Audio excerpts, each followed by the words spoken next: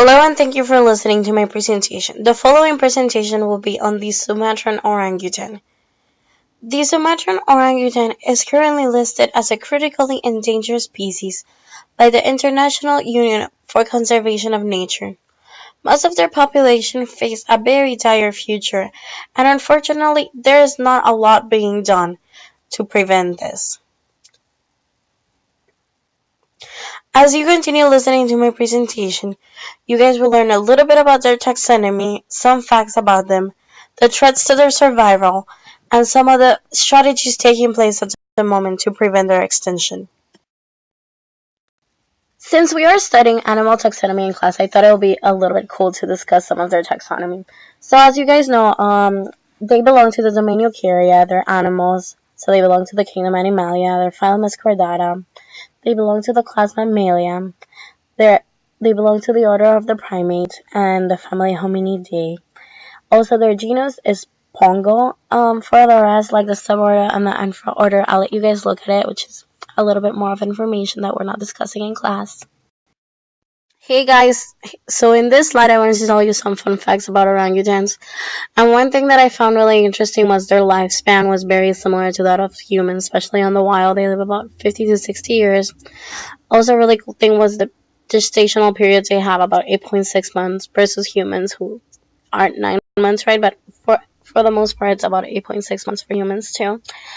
And I also wanted to show, well, as you guys can see, orangutans show a really big sexual dimorphism of about 55%. Look how big the male is in comparison to the female. Humans only show a sexual dimorphism of about 15%, so that's a very, very big difference. I also learned a lot about their habitat. So they live in wide mountain ranges and they can live in very low sea level places, but they can also live in altitudes of up to 1500 meters, which is pretty high. And another cool thing that I wanted to discuss was they're fruitivorous, so they eat a lot of plants, but they like a lot of diversity in their food in their diet, so they tend to move a lot. And also, I wanted to tell you guys that it's really cool that they are only active during 2 times a day. Like, they're active in the morning for a little bit to, like, go gather their food, and then they're active at night. As we discussed in the beginning, orangutans are facing a very dire future. They are in great danger of becoming extinct. This is because of their habitat loss. In the figures below, there's a map in orange that shows the places where orangutans inhabit at different periods in time. The map in the greens illustrate the places that were covered by forest.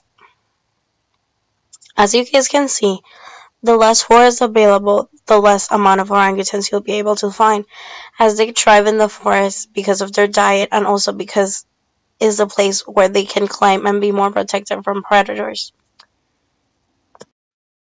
The single biggest threat to orangutan survival is human ambition, as the conversion of their forests to palm oil plantations has caused great damage to their habitat.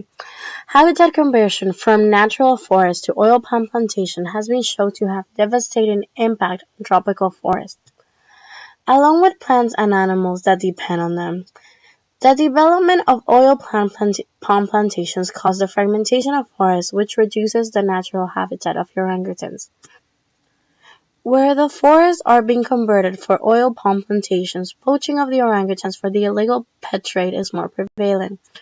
Forest fires are set deliberately to clear land for plantations. Not only do fires destroy vast areas of orangutan habitat, a thousand of these slow-moving apes are thought to have burned to death, unable to escape the flames. In some areas of Sumatra, orangutans are shot as pests by plantation owners or farmers. What is very sad is that the government is not really taking measures to prevent this, given that they need the money that is received from the cash crop known as the oil palm tree. They are more interested in keeping the farmers happy or investors than protecting the orangutan. Two main strategies are taking place to conserve orangutans. The first strategy consists of rehabilitating and reintroducing ex-captive or displaced orangutans into the forest. The second strategy consists of protecting the forest from threats like deforestation and hunting. These strategies have proven to be somewhat successful, yet it was discovered that none strategy was optimal under all circumstances, but it was dependent on the relative cost per orangutan, the timescale of management concern, and the rate of deforestation. Reintroduction cost 12 times much per animal as compared to protection of forests, and it was only cost effective at a very short timescale. For timescales longer than 10 to 20 years, forest protection is the most cost-effective strategy for maintaining the wild orangutan population. This image shows us the effects of the two different strategies. The P line represents the protection of the forest and its viability, and the R line represents reintroduction. As you guys can see, reintroduction is a lot less efficient than protection of the forest. And if you think about it, protecting of the forest will not only aid orangutans, but it will also aid the production of oxygen that the forest does, and it will also protect more fauna that lives inside the forest. This image shows the results of protection when compared to varying factors. As you guys can see, even with random factors, protection is the most efficient way to conserve these animals. When everything was summed up, it was discovered that 0.93% was effective, meaning that 93% of this strategy was more effective than all the other ones.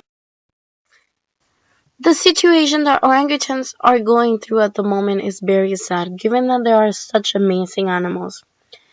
This orangutan in the picture, his name is Fu Manchu, and he was an orangutan in Omaha Zoo in Nebraska. What's very interesting about this orangutan is that we see a very vast use of tools. He was able to craft a crib from wire to escape from his exhibit, but what's even more interesting is that he had in his mind the creativity to hide the key when the zookeepers look for it. If you think about it, this is no ordinary animal. They are so smart, so similar to humans. That is such a shame that they are so close to extinction.